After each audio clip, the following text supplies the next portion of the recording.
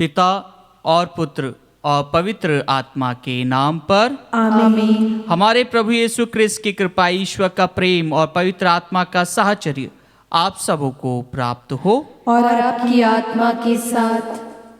क्रिस्त में मेरे प्यारे भाइयों और बहनों, आज के सुंदर दिन के लिए हम प्रभु को धन्यवाद दें कि आज प्रभु ने हम सभी को यह दिन देखने के लिए दिया है।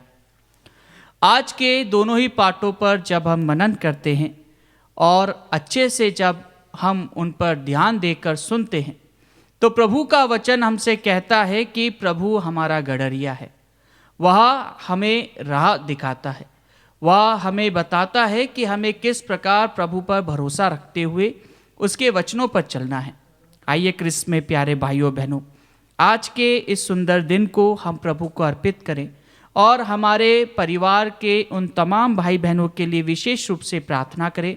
उनका नाम लेकर उनको इस मिस्सा बलिदान में अर्पित करें जो प्रभु से दूर है, जो प्रभु के वचनों को सुनना नहीं चाहते हैं एवं प्रभु के बताए हुए रास्ते से भटक गए हैं। हम कुछ क्षण उन लोगों का नाम लेते हुए अपने दिल से उनके लिए यह मिस्सा बलिदान चढ़ाएं।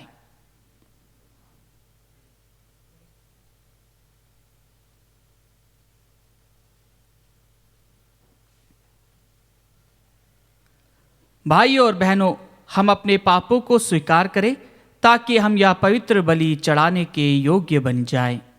हे भाइयों बहनों, मैं सर्वशक्तिमान ईश्वर और आप लोगों के सामने स्वीकार करता हूँ कि मैंने मन, वचन और कर्म से तथा अपना कर्तव्य पूरा ना करने से, अपने कसूर से,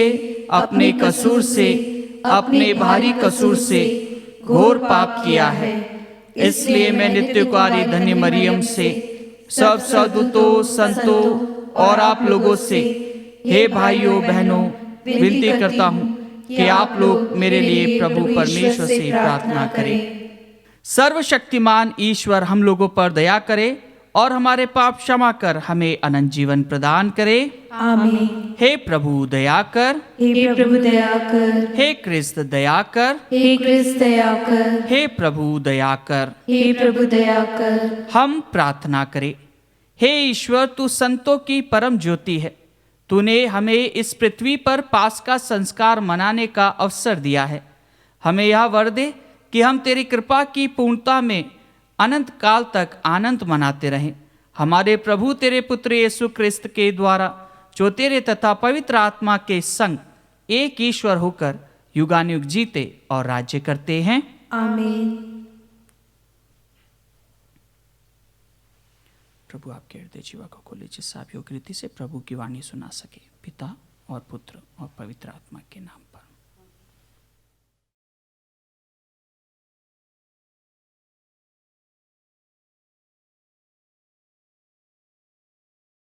पहला पाठ प्रेरित चरित्र अध्याय 11 वाक्य संख्या 1 से 18 तक।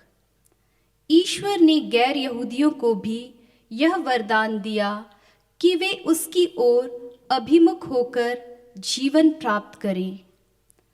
प्रेरितों तथा यहूदियों के भाइयों को यह पता चला कि गैर यहूदियों ने भी ईश्वर का वचन स्वीकार किया है।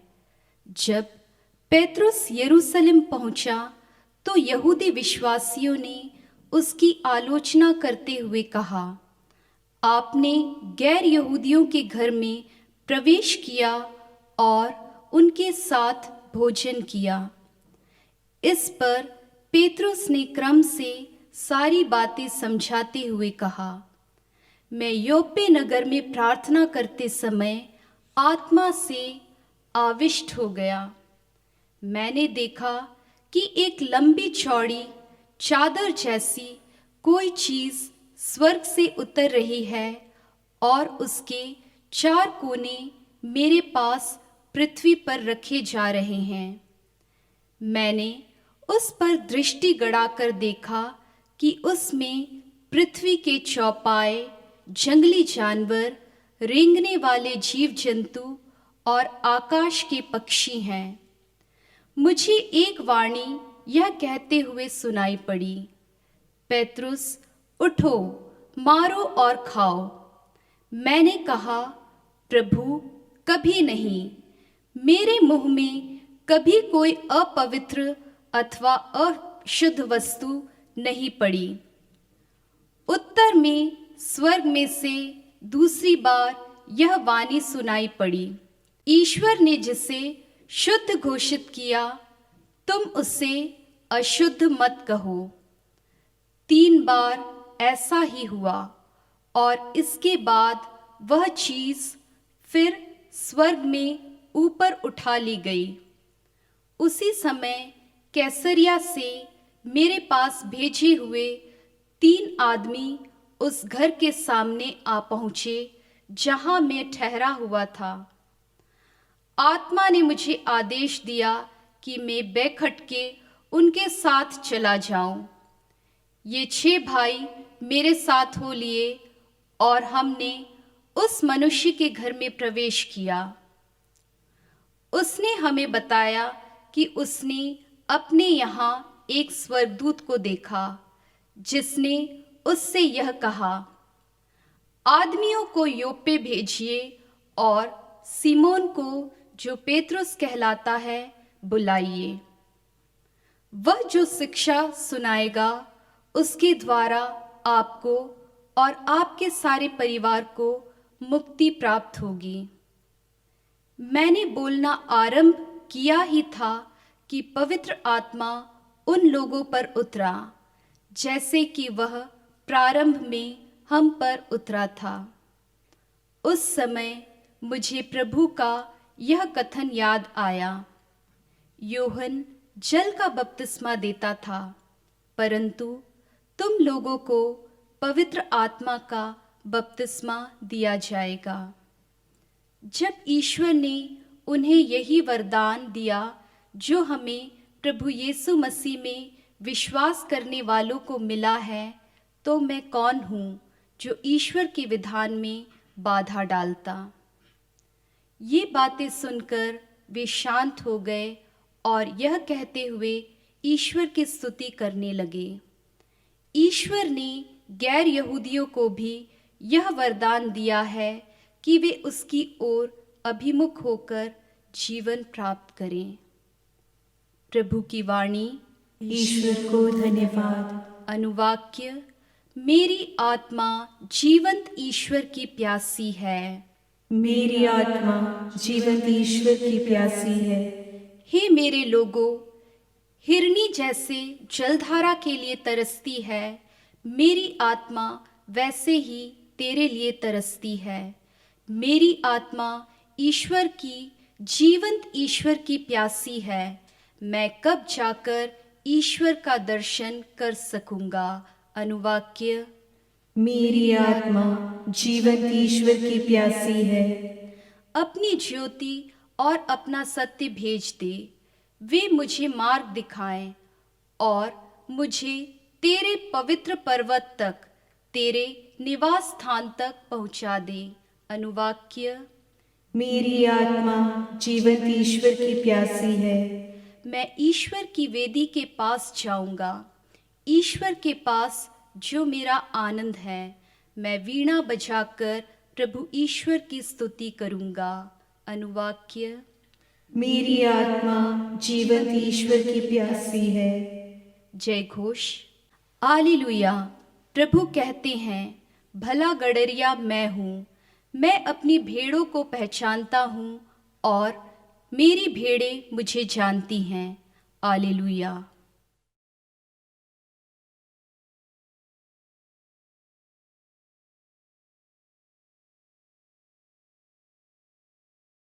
प्रभु आप लोगों के साथ हो और आपकी आत्मा के साथ। संत यूहन्ना के अनुसार पवित्र सुसमाचार। हे प्रभु, तेरी महिमा हो।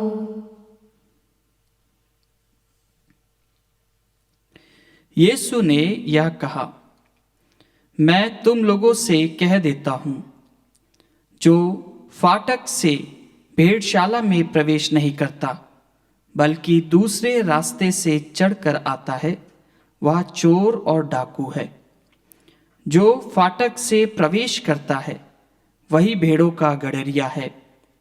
और उसके लिए दरवान फाटक खोल देता है। भेड़ें उसकी आवाज़ पहचानती है। वह नाम ले लेकर अपनी भेड़ों को बुलाता और बाहर ले जाता है। अपनी भेड़ों को बाहर निकाल लेने के बाद वह उनके आगे आगे चलता है और वे उसके पीछे पीछे आती हैं, क्योंकि वे उसकी आवाज़ पहचानती है। वे अपरिचित के पीछे पीछे नहीं चलेगी, वे तो उससे भाग जाएंगी, क्योंकि वे अपरिचितों की आवाज़ नहीं पहचानती। यीशु ने उन्हें यह दृष्टांत सुनाया, किंतु वे नहीं समझे कि वह उनसे क्या कह रहे हैं।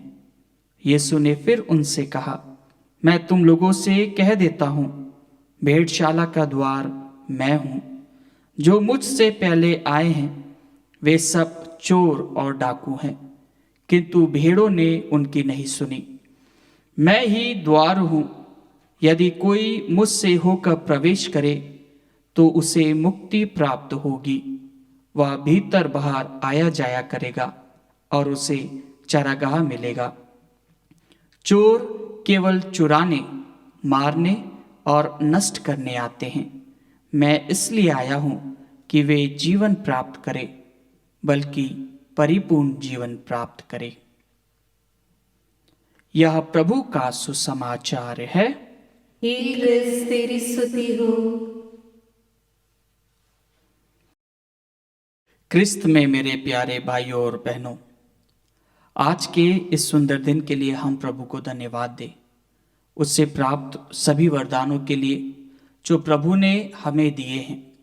आज के दोनों ही पाठों को जब हम सुनते हैं तो हम प्रभु के उस असीम आशीष को, उस प्रेम को हमारे जीवन में पाते हैं जो सारी मानव जाति के लिए ईश्वर ने स्थापित किया है। हाँ क्रिस्त में प्यारे भाइयों और बहनों, प्रभु यीशु की मृत्यु के बाद में उनके जो शिष्य, उनके जो प्रिय शिष्य और जो शिष्यों के मुखिया थे संत पैतरुस, आज हम उनके द्वारा रचित वाक्य में पढ़ते हैं कि किस प्रकार प्रभु के वचनों को वे अपने जीवन में ग्रहण करते हैं और उन सभी तमाम बातों को जो प्रभु के द्वारा उन्हें सुनाई पड़ती है वह उस पर मनन करते हुए, उस पर चिंतन करते हुए प्रभु की वाणी को सुनते हैं। आज के पहले पाठ में हम सुनते हैं कि उन्हें एक वाणी 3 बार सुनाई देती है। दुनिया भर के सभी जानवर, जीव जंतु एक मैट पर, एक दरी जैसे जो छालटी का रहता है उसके ऊपर, मैट के ऊपर उनको सब जानवर दिखते हैं और उनसे कहा जाता है कि इसे मारो और खाओ, और वे कहते हैं कि यह अशुद्ध है। हाँ क्रिस्त में प्यारे भाइयों बहनों, ये अशुद्ध और शुद्ध की व्याख्या जब हम सुसमाचार पाठ में सुनते हैं तो प्रभु स्वयं कहते हैं कि तुम कौन होते हो जो शुद्ध और अशुद्ध की व्याख्या कर सकते हो। जो तुम्हारे अंदर से बाहर आता है वह तुम्हें शुद्ध करता है, वह तुम्हें अशुद्ध स्थापित करता है, लेकिन जो तुम्हारे अंदर जाता है वह शौचालय में निकल जाता है। हाँ क्रिस्त में प्यारे भाइयों बहनों, प्रभु के वचनों को जब हम सुनते हैं, समझते हैं तो ये वचन हमारे लिए दुधारी तलवार के सदृश होता है। और वही चीज हम आज के सुसमाचार पाठ में सुनते हैं कि प्रभु अपने वचनों के माध्यम से कहते हैं कि मेरे पहले जो आए हैं वे सब चोर और डाकू थे। प्रभु की इन बातों पर जब हम मनन करते हैं तो प्रभु को सभी लोग इसलिए एक प्रकार से अपना गुरु, नबी मानते थे क्योंकि वे किसी के अधीन होकर शिक्षा नहीं देते थे। वे स्वतंत्र होकर प्रभु ईश्वर के वचनों को वो प्रचार करते हुए अपने आप में उस ईश्वर को, उस मुक्ति विधान को अपने साथ में लेकर वे लोगों को शिक्षा देते थे। वे बनी बनाई बातों पर विश्वास नहीं करते हुए बल्कि वह ईश्वर की बातों को लोगों को देते थे। ये प्रभु का एक बहुत ही अनमोल कार्य था जो कि हम प्रभु के जीवन में देखते हैं कि प्रभु उन लोगों को चुनते हैं जो लोगों से पूरा समाज दूर रहता था, जो लोगों को जब समाज देखता था तो वे उनसे घृणा करता था, उनको तुच्छ समझता था, उनको गोड़ी बताते हुए उनका तिरस्कार करता था। लेकिन प्रभु उनको छूते हैं, प्रभु उनका स्पर्श करते हैं और प्रभु उनको अपने पास बुलाते हैं। ये प्रभु की एक असीम कार्य है जो आज प्रभु हमसे कहते हैं। और प्रभु अपने वचनों में कहते हैं कि मैं तुम्हारा गड़रिया हूं। अगर तुम मुझे अपना गड़रिया मानते हो तो तुम मेरी वाणी को सुनोगे, मेरे वचनों को सुनोगे, मेरी आवाज को पहचानोगे। हाँ क्रिस्त में प्यारे भाइयों बहनों, हमारे परिवार में, हमारे पड़ोस में, हमारे घर में कई ऐसे भाई बहन हैं जिनको जब हम प्रभु के वचनों के बारे में बोलते हैं तो उनको बहुत अच्छा लगता है। वे उसको सुनना पसंद करते हैं, वे उसकी वाणी को पहचानते हैं। क्यों? क्योंकि वे प्रभु को अपना गड़रिया मानते हैं और वे उस प्रभु की भेड़ हैं। लेकिन क्या हम प्रभु को अपना गड़रिया मानते हुए उसकी खोई हुई भेड़ों को प्रभु के पास लाने का प्रयत्न करते हैं? आज के प्रथम पाठ में जिस प्रकार संत पैतरुस को वचन कहता है कि इन्हें मारो और इन्हें तुम खाओ, क्योंकि जो ईश्वर ने बनाया है वह अशुद्ध नहीं हो सकता। हाँ क्रिस्त में प्यारे भाइयों बहनों, कई लोग इन वचनों को कहते हैं कि ये वचन जो है इसमें पूरे ईसाई समुदाय को फुल छूट मिली है कि कुछ भी खा सकते हैं। कई लोग इन वचनों को इस प्रकार से देखते हैं, लेकिन ये वचन एक तात्पर्य रूप से अगर हम देखेंगे तो इसका जो सारांश है वह यह है कि प्रभु ने जो कुछ भी बनाया है वह सब शुद्ध है। हम कौन होते हैं कि हम उसे अशुद्ध की व्याख्या दें? हाँ क्रिस्त में प्यारे भाइयों बहनों, एक बार एक डॉक्टर अपने एक इंटरव्यू में कहते हैं कि मैंने जीवन का सबसे पहला जब एक ऑपरेशन किया तो मैं चकित रह गया कि ये चीज मानव जो है ये कैसे बनी है और इसको बनाने वाला ईश्वर कितना महान है। क्योंकि जब मैंने किसी का ऑपरेशन किया तो मुझको पता चला कि उसके शरीर के अंदर जो चीज है वह कोई भी मनुष्य नहीं बना सकता। भले से हम उसको ट्रांसप्लांट कर सकते हैं लेकिन हम वैसा कि वैसा उसको नहीं बना पाते हैं। हाँ क्रिस्त में प्यारे भाइयों बहनों, ईश्वर असीम है, ईश्वर का प्रेम असीम है, ईश्वर सर्वोपरि है, वह हमारी सभी बातों को जानता है।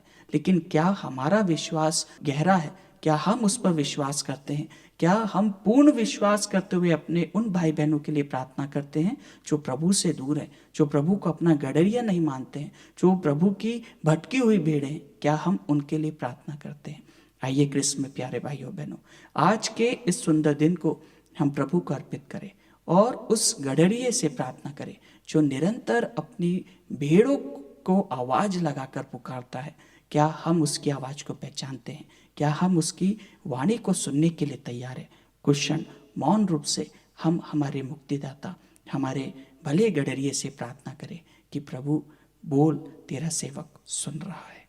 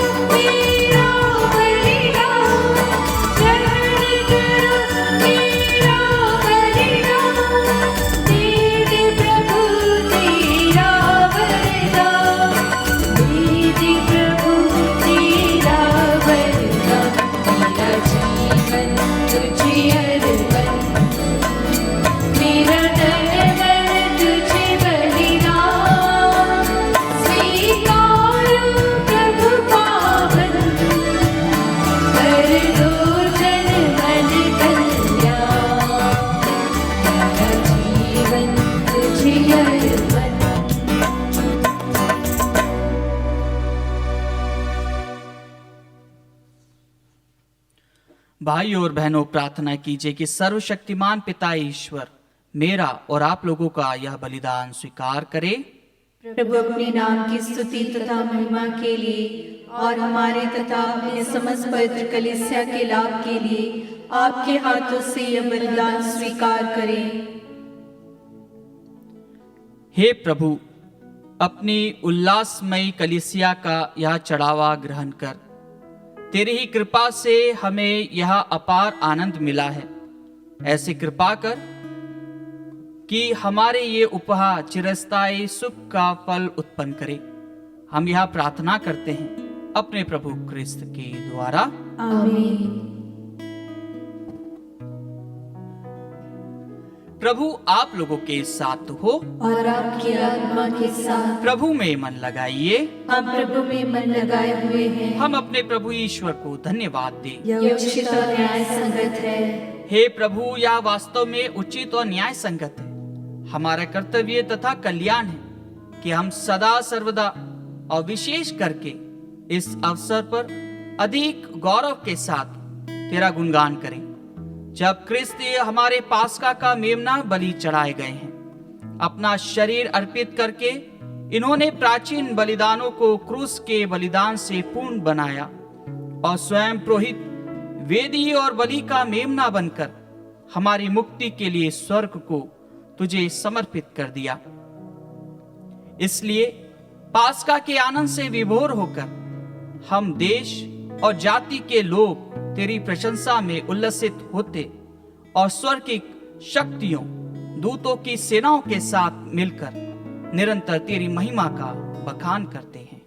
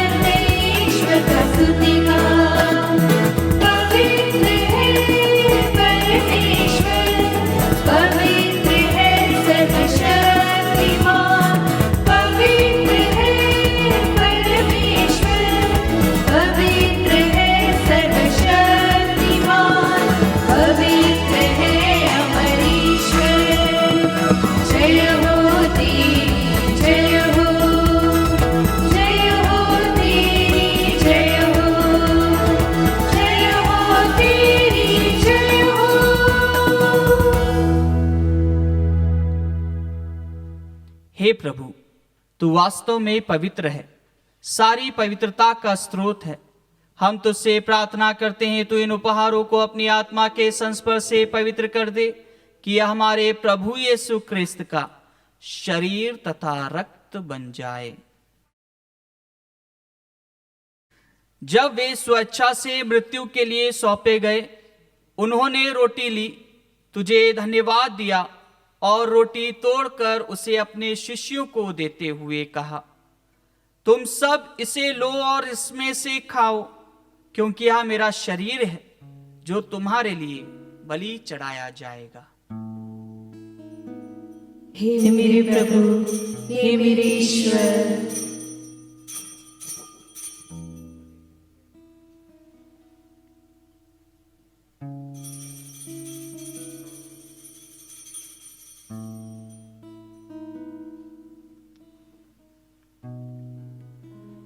इसी भांति भोजन के बाद उन्होंने कटोरा लिया, तुझे धन्यवाद दिया और उसे अपने शिष्यों को देते हुए कहा, तुम सब इसे लो और इसमें से पियो, क्योंकि यह मेरे रक्त का कटोरा है, नवीन और अनंत व्यवस्थान का रक्त, जो तुम्हारे और बहुतों के पापों की क्षमा के लिए बहाया जाएगा।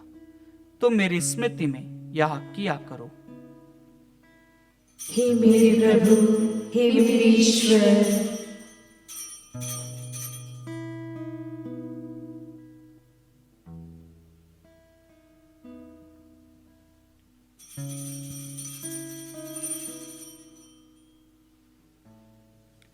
विश्वास का रहस्य। हे प्रभु, हम तेरी मृत्यु तथा पुनरुत्थान की घोषणा तेरे पुनरागमन तक करते रहेंगे। इसलिए हे प्रभु, हम क्रिस्त की मृत्यु और पुनरुत्थान की स्मृति में तुझे जीवन की रोटी और मुक्ति का कटोरा चढ़ाते हैं। हम तुझे धन्यवाद देते हैं कि तूने हमें अपने सम्मुख उपस्थित होने और अपनी सेवा करने का सौभाग्य प्रदान किया है।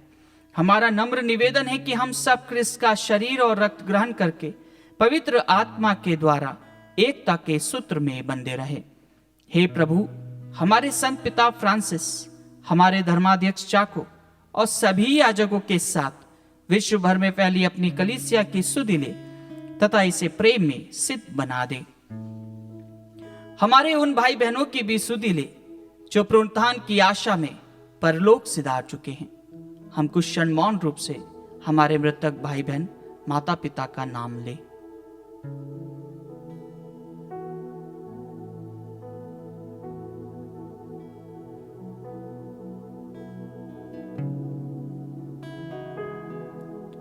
उन्हें और सभी मृतकों को अपने दर्शन का सौभाग्य प्रदान कर हम सब पर दया दृष्टि डाल कि हम भी अनंत जीवन के सहभागी बने और ईश्वर की माता धन्य कुआरी मरियम, उनके वर संत योसेफ, धन्य प्रेरितों तथा सब संतों के साथ जो युग युग में तेरे प्रति विश्वस्त बने रहे, तेरी स्तुति और महिमा कर सके, तेरे पुत्र यीशु क्रिस्त के द्वारा।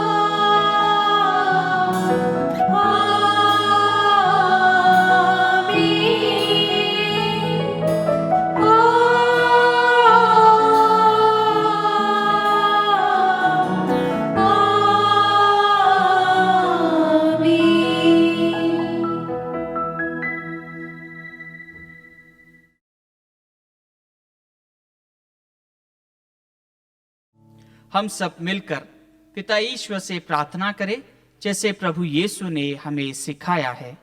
हे हमारे पिता जो स्वर्ग में है, तेरा नाम पवित्र माना जाए, तेरा राज्य आए, तेरी इच्छा जैसे स्वर्ग में है वैसे इस पृथ्वी पर भी पूरी हो। हमारा प्रतिदिन का आहार आज हमें दे और हमारे अपराध भी क्षमा कर जैसे हम भी अपने अपराधियों को क्षमा करते हैं, और हमें परीक्षा में न डाल परंतु बुराई से बचा। हे प्रभु, हम तुझसे प्रार्थना करते हैं सभी बुराइयों से हमें बचा और इस जीवन में हमें कृपा पूर्वक शांति प्रदान कर। हम तेरी दया से सदा पाप से दूर और हर विपत्ति से सुरक्षित रहें और उस दिन की प्रतीक्षा करते रहे जब हमारे मुक्तिदाता यीशु क्रिस्त फिर आकर हमारी धन्य आशा पूरी करेंगे। क्योंकि तेरा राज्य, तेरा सामर्थ्य और तेरी महिमा अनंत काल तक बनी रहती है। हे प्रभु यीशु क्रिस्त, तूने अपने प्रेरितों से कहा है, मैं तुम्हारे लिए शांति छोड़ जाता हूँ, अपनी शांति तुम्हें प्रदान करता हूँ। तू हमारे पापों पर नहीं, अपनी कलीसिया के विश्वास पर दृष्टि डाल और कृपा पूर्वक उसे शांति तथा एकता प्रदान कर। तू युगानुयुग जीता और राज्य करता है। आमीन। प्रभु की शांति सदा आप लोगों के साथ हो और आपकी आत्मा के साथ। परस्पर शांति अभिवादन कीजिए। ईश्वर की मेमने, तू संसार के पाप भर लेता है, हम पर दया कर। ईश्वर की मेमने, तू संसार के पाप भर लेता है, हम पर दया कर। ईश्वर की मेमने, तू संसार के पाप भर लेता है, हमें शांति प्रदान कर।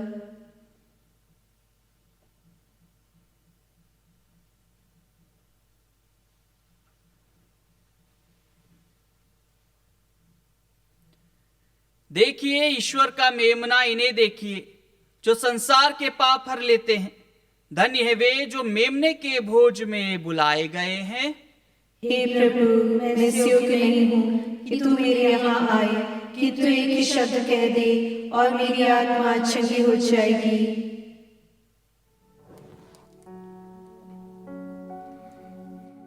हे मेरे प्रभु यीशु, मैं सारे हृदय से विश्वास करती हूँ कि आप पवित्र यूकरिस्त संस्कार में उपस्थित हैं। हे प्रभु, मैं सभी चीज़ों से बढ़कर आपको प्रेम करती हूँ और मेरी यही अभिलाषा है कि आप मेरी आत्मा में आकर बस जाएं, क्योंकि हे प्रभु, मैं आपको आज ग्रहण करने में असमर्थ हूँ। हे प्रभु, आध्यात्मिक रूप से आकर मेरे हृदय में समा जाइए। हे यीशु, मैं आज आप में एक होना चाहती हूँ और आप में समा जाना चाहती हूँ। हे प्रभु, यह कभी न होने पाए कि मैं आपसे कभी अलग हो जाऊं। आमीन। हम प्रार्थना करें। हे प्रभु, हम सब पर दया दृष्टि डाल। तूने शाश्वत संस्कार द्वारा हमारा नव निर्माण किया है। एक दिन हमारा शरीर पुनरुत्थान की अविनाशी महिमा प्राप्त करें। यह प्रार्थना स्वीकार कर हमारे प्रभु क्रिस्त के द्वारा। आमीन। प्रभु आप लोगों के साथ हो और आपकी आत्मा के साथ। सर्वशक्तिमान ईश्वर पिता और पुत्र और पवित्र आत्मा आप लोगों को आशीर्वाद प्रदान करे। आमीन। आप लोग विदा ले। मिस्सा संपन्न हुआ। ईश्वर को धन्यवाद।